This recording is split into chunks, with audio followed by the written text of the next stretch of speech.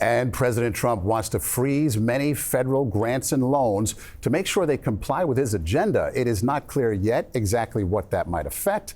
And late today, a federal judge blocked the freeze. It was ordered in a late-night memo from the Office of Management and Budget. And Nancy Cordes is at the White House. Nancy, this is confusing. So can we go first to who would not be affected by this order if it were in effect?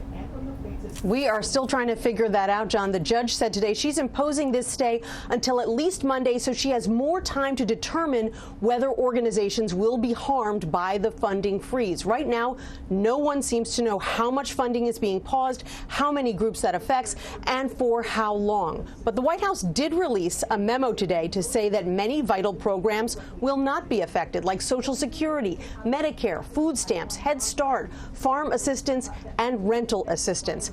As for the organizations that will be affected, well, all the White House has said so far is that this pause will apply to any programs that conflict with the president's new executive orders on topics like immigration, foreign aid, and DEI, or diversity, equity, and inclusion. So, Nancy, of those who think they might be affected, how are they reacting tonight?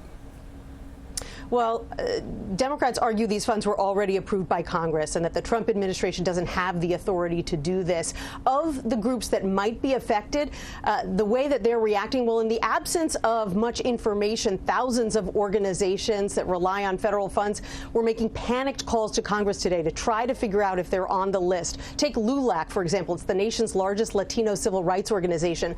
They told us they believe one of their largest education programs is on the list to be frozen.